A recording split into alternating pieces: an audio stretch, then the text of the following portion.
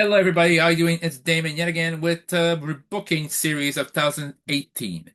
And as always, before I go into the rebooking scenarios, I like to think about where we were in the summer of 2018. Summer. So what kind of movies were there? Let's talk about this. What kind of movies were there in 2017? Starting from May, you had Deadpool 2, one of the best, I wouldn't say one of the best movies, but one of the best troll jobs ever. You think that'd be X-Force, that movie? Nope. Not at all. In one of the most hilarious death scenes ever, the entire team is killed off, apart from Domino, for no damn reason, apart from Domino and Peter. I know you went back in time, the third one, to save every one of them, but still, it's just hilarious to pretend that it is. And it serves no purpose at all. So, what other movie were there in that summer? There was Solo, Star Wars story, was that year? Oh yeah, it was. It was okay-ish. I don't see why people were saying it was bad. It was just okay. It's just unmemorable. Unmemorable. You had The Incredibles 2, which I thought was a very good follow-up, and I'm looking forward to Incredibles 3. You have Hereditary. I thought this is when A24 really started to pick up some steam because you had Toni Collette's performance of a career in that movie. It was I went to see that movie at movie theater, and that's one of the few times that I felt very startled at the movie theater. I said, "Man, those kind of movies I cannot watch ever again by myself." That's right, I was scared. So yeah, that was this. Uh, sorry, just recovering from a small cold here. Uh, and then you had one of the worst movies I think I've seen in a long time in the movie theater. Not ever, but in a long time. Jurassic World: Fallen Kingdom. Apart from special effects, all of it was B movie, B movie, B movie. And let's be honest. I really disliked the clone character at the end. I think it was Callie. I really disliked her because she faced barely any consequence for her actions, for everything she did. And if it had been basically like, I don't know, if it had been, I'm trying to see what character, if it had been Paul Giamatti in his place and he'd be a clone, everybody would be clamoring for his character to be killed off. Just saying. I felt the same way here. So I dislike this movie, and it's like it felt so very, very B movie, but in a good way. It was so boring times too.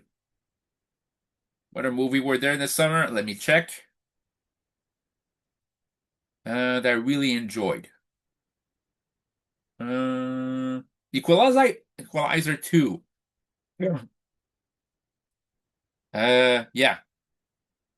Not the first collaboration between not the first collaboration between Denzel Washington and Pedro Pascal, except this one was better than Gladiator 2. And it was damn kick-ass. Like I like that Equalizer series, as well as Mission Impossible Fallout, maybe the best in Mission Impossible movie there is. And it was damn good. And Henry Cavill showed he was a great bad guy. He could play different kind of roles. Uh, what a movie was there? I'm looking at the August. You had The Meg, which was unintentionally hilarious. You had Black Klansman, which was very, very good. With John David Washington, Adam Driver, and I was surprised that Topher Grace can play that kind of character. He's a good actor, but I was surprised by how good he could be.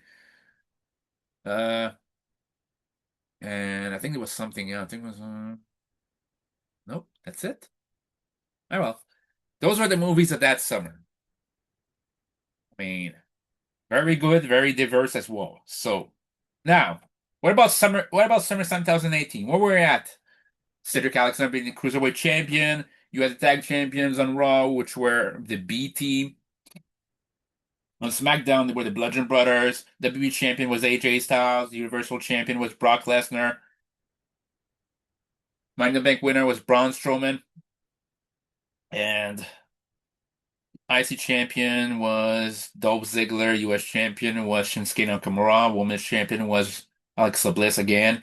SmackDown Women's champion was Carmella. There's something I forgot. Don't think so. And there's a lot of things I would keep it the same as much as it's 2018, 2019 Vince McMahon type of era WB. There's a lot of things I wouldn't change, but there's a lot of things I would change. because, to be quite frankly honest, there's some of it that didn't feel like right. They managed to make AJ Styles and Samoa Joe boring. Just saying. So how would I rebook SummerSlam 2018? Let's start off with a pre-show. It'd be Cedric Alexander defending the Cruiserweight title against Mustafa Ali in a rematch. This could have been an opportunity for Mustafa Ali to actually win the Cruiserweight title once and for all. And he could be the one losing to Buddy Murphy later on that year. That's what I would have done. You have a great pre-show match, and that's all it is. Then, on the actual card, for the tag team titles, you have FTR, or Revival, against the Hardys. And I'm tempted to give them because I know Matt Hardy, basically Jeff Hardy will be replacing Bray Wyatt. So the tag team, because Bray Wyatt I think was injured, so you kind of have a stipulation that basically the title rematch clause is enforced, but it's going to be Jeff Hardy taking the place of Bray Wyatt. And FTR, rather B team, win the title at Extreme Rules. And FTR keeps winning at SummerSlam 2018 by winning over the Hardys via the Shatter Machine. Then, for the Intercontinental title, get Seth Rollins with Dean Ambrose in his corner versus Dolph Ziggler versus Drew McIntyre in his corner. I would have it the same way with Seth Rollins regain the Intercontinental title at SummerSlam 2018. For the SmackDown Tag Team titles, you have Bludgeon Brothers versus the New Day versus the Usos, the Bar. Look, I know it was usually, for a long time, the SmackDown Tag Team titles during that time was basically, if it's on the New Day, it's the Usos, it's on the Usos, the New Day. I would go the other way, I would go for the Bar winning. Like, New Day and Usos team up to take out the Bludgeon Brothers at ringside. Basically, New Day deliver the midnight hour, maybe to say Jimmy Uso. Jey Uso basically super kicks Kofi out of the ring. Then maybe Jay managed to also super kicks Xavier Woods out of the ring. Then they get caught with the Bar's finisher, 1, 2, 3. Then you have Braun Strowman versus Baron Corbin. Braun Strowman just won the Money in the Bank match. And I wanted to squash somebody. That's why he squashed Baron Corbin. Anyway, Baron Corbin was squashed anyway at SummerSlam 2018. I would do the same here. For the United States title, you have Shinsuke Nakamura defending against Samoa Joe. I would have Samoa Joe turn face. And I would have Shinsuke retain due to via count out, via cheating. But after the match, Samoa Joe goes back to the ring, does a snap power slam, and basically snaps on Shinsuke Nakamura. Same fine, this two feuds can continue. Then you have Kevin Owens and Sami Zayn versus Elias and Bobby Roode. That's a way to get Kevin Owens and Sami Zayn on the card and for them to get a win. Then a mixed tag match. You have Rusev and Lana versus Andrade and Zelina Vega. Like in real life, Andrade's team wins. For the World's Women's title, SmackDown Women's title, you could have Asuka. Seeing Asuka would have won it at WrestleMania 34. She have fended off Carmella. We would be the first ever women's who fails or cash in. Because look at the history of women who won the Money in the Bank match. None of them failed, which makes it very predictable that if you win a Money in the Bank match, the women's Money in the Bank match, you win the title. So I would kind of put a bit of unpredictability there. Carmella loses a cash in, and knowing what happened anyway, what was the point? But Becky Lynch continues her winning streak. Naomi wants to use her WrestleMania 34 Battle Royal win and to put it to good use to be a contender for the title. And Charlotte Flair, because Charlotte Flair comes in and beats either Becky Lynch or Naomi to qualify for that match. So if Asuka defending against Becky Lynch or Charlotte Flair versus Naomi, I would have Naomi taken on by Asuka. Charlotte Flair goes to deliver a big boot to Asuka. Becky Lynch gets the best of big boot. Then Asuka tries to hit Charlotte Flair with the Asuka lock. Charlotte Flair tries to counter, and she delivers like a WrestleMania 8 or Survivor Series 1996 counter to Asuka and pins Asuka to win the women's title.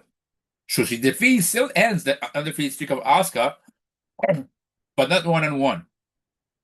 And that leads to Becky Lynch snapping after their match. So that's fine. That's what you want. Then you have Daniel Bryan versus The Miz. Keep the same thing as in real life. Miz wins. A very, very good match. Uh, just checking where we're at. Every other match. Then we have for the WWE title.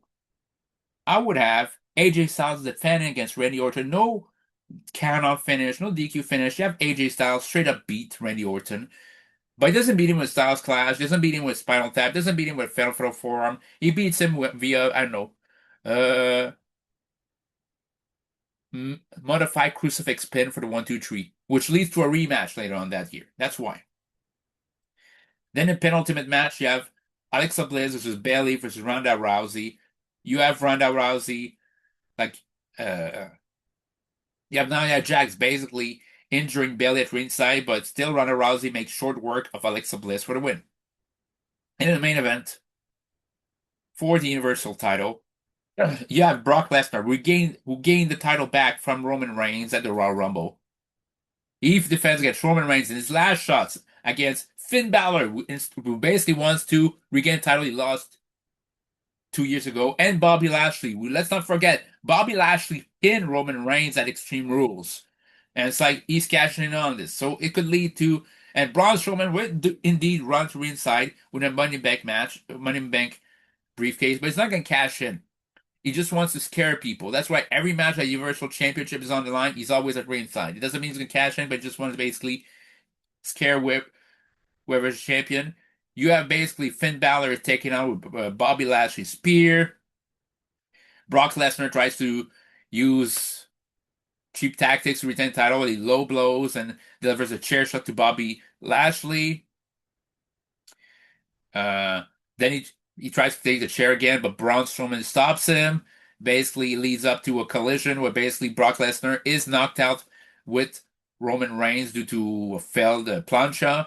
So Roman Reigns thrown back in the side of the ring by Brock Lesnar, but while the referee is distracted, Braun Strowman hits a power slam to Brock Lesnar, throws Brock back in the ring. Roman Reigns in 3 spears, 1, 2, 3, 1, and the night ends with Roman Reigns indeed win the Universal title, and there's a face-off between Strowman and Roman Reigns, and that's how I would end SummerSlam 2018 because I want Braun Strowman to win the title when he cashes in at Hell in a Cell. So that's how I would have booked SummerSlam 2018. Let me know what you think in the comments down below. Catch you guys later.